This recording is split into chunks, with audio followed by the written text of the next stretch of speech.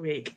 I Excited. hope y'all enjoy this and it looks good when y'all see it because we put a lot of stuff together right before we started taping. Shut up! You wasn't supposed to give away the secrets. I tell you what I want. Saute, Saute. That's a movie we have to review, by the way, ladies. Just saying, we gotta get in it, but we'll get in the foodie chain later. Right? Yeah. But But the shows and the movies are also products of their time. Because, like, he was on that show in the 60s, 50s, and the 60s, and Superman was all about law and order and making sure that everything dun, stayed on dun. the straight and narrow. And you bring it into the 80s, and I really did like what Richard Donner did with that movie, and like Amazing. the way he went through it. But that was the one thing, like the 80s movie, they kind of glossed over a little bit about him growing up and stuff. And that's why I like the second, like Handy talked about, like you got Yeah. to see in the Man of Steel, you actually got to see No, I him get it. grow up with these Yeah. powers. Like that one scene when he's in grade school and he locks Yeah, himself he's in the closet because of everything that's going on around him and he's afraid he's going to hurt someone. That just, that to me was doing an origin story in a different way. Like this was an origin story I could understand. Like we Yeah. all know he's put on by Jor-El and he's sent to Earth and he's sent out into space. Right. Question is, was he I sent to Earth or mean, not? Is yeah. that's a question that the geeks can argue I over. mean, they did well, include that part in the 70s movies because he did go to his, like, ice palace or whatever, his Right. fortress Well, of that's the I thing. It solitude. all grew up around where Yeah. he crashed, where in Yeah. they Yeah. landed. well, here's the question: in Man of Steel, did he not make mention of that he would thrive under a planet with the yellow sun? And that Th- they kind of plotted it kind of implied that It's implied, but it's never stated directly that they sent him there. that they were sending him to Earth. They Right. were sending him, the pod was looking for the perfect star that would The allow him to be able to have his powers grow. So second that, movie. at least that's how I always took it. Now, Okay. I wasn't really into the comic books when I was a kid or any of No, that's that, but that's the idea, is like they wanted him to go someplace, and that's also getting into like the storylines between the two of them. Like yeah. the other reason why I like the Man of Steel is they go more into the backstory of what Jarrell and Laura, why they wanted to put him in the ship Yeah.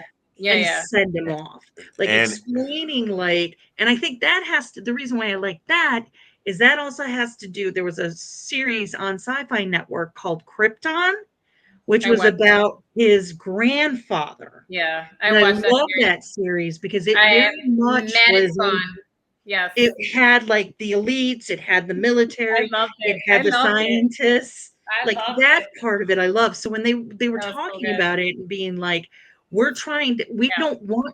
we don't want Zod to have these children. We want something different. So making him like the entire DNA Yeah. of Krypton's existence in the Man of Steel, I think set up a little bit different, set up a Yeah. different kind of oh god, yeah. look and idea to it. I I see it as like, so what happened obviously because they didn't expect, by the way, they didn't expect Superman to be a commercial success. They were like, Yeah. okay, we're just gonna put Superman out there. The second Superman with Christopher Reeves does go more Into into the like, Zod. Yeah. and Mhm. because Yeah. that's what we mean Zod, right? And so Yeah. that one goes more into his origins and why he was put on the ship. And so like they kind of did it retroactively. The first one was more like, here's Superman, here's the values to remember. But also that's where we get some of his best lines, like about We airplanes being safe. And we get we the did best villain we with, did see in the first one where they were placed into the Phantom Zone, though, right? at the very end, and At we the end, saw which the leads into mirror the second one. tumbling, Yeah. It leads but it kind of wasn't, yeah. it was like a tack on. Yeah. Uh, and Because then I it think, because prepared the sequel. and then in the sequel, it got fleshed out a little bit Yeah. Okay. better. But in the original, we got the best Lex Luthor, as far as We I'm did. concerned. Yeah, Oh Gene god. Gene Hackman. Hackman Shouts out to the late Gene Hackman.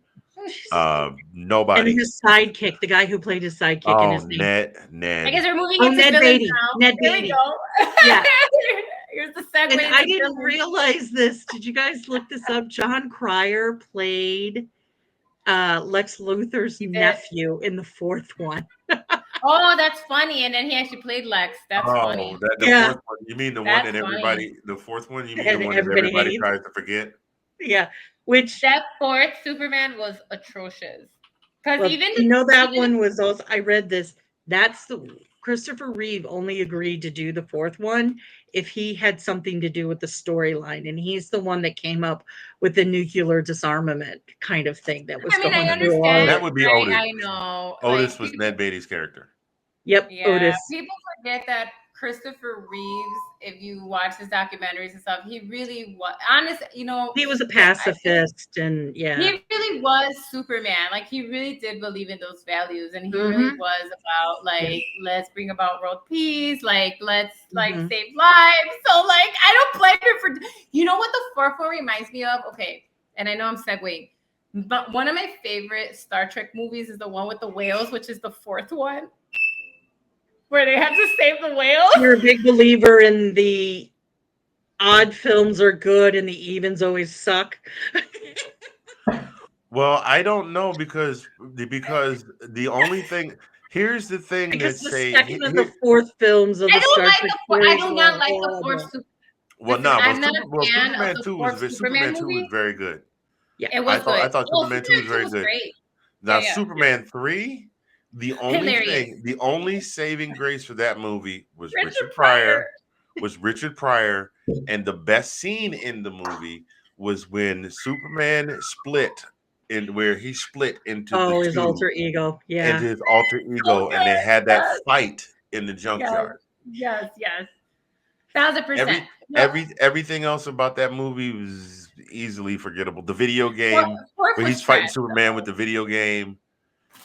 Now, It was see, I man. was going to talk about, like, you could tell by the time they got to the third, they're like, how do we get Richard Pryor in this movie? Listen, that third one, okay.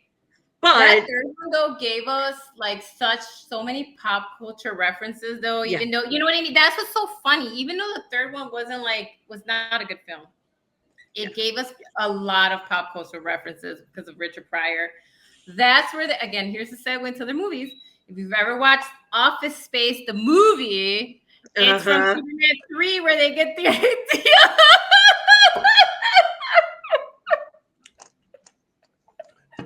See how movies connect. So yes. if you've never watched Office Space, you should watch it. But it's from Superman 3 where the the actors get the idea of how they're gonna make some extra money. Let me just say that. But they get it from Superman 3. That's where the idea came from. And from Richard Pryor's character specifically. Oh God! You mean the decimal, the extra decimals at payroll or something like that? Yes. I didn't want to give it away, but I guess at this point, if you haven't watched these movies if they haven't seen it by now, if you haven't seen it by now, Richard Pryor does Richard Pryor things, but he figures out at a payroll company that is like he's a computer genius who figures out fractions of pennies of money that is running through this payroll company. He figures out how to siphon the money off and put it in his pocket. And the CEO is like, yeah, we're missing X amount of dollars. He said, we'll never be able to find it because they went in and it was untraceable. They said, well, nobody would be dumb enough to just give themselves up. And here comes this was it a banana yellow Ferrari? I think it was. He comes tearing into the parking lot. And then that's how he winds up getting sucked into the criminal scheme because he's like, you're either going to help me pull off my evil plan, or I'm going to turn you into the authorities. Which it was Robert Vaughn. He played the. it was. Yes, you're right. Yeah. So I was looking up cast members for these shows to kind of like remind myself what was going on in each of them. Robert Vaughn, you're right. Oh my God. And so that idea is what Office Space took. Wow. Which is where one of my famous lines from Roundtable when I just said I want to be a gangster. Office Space. Amazing movie. So good. Anyway, Such an but amazing that's movie. where they got their idea from. That's literally and they say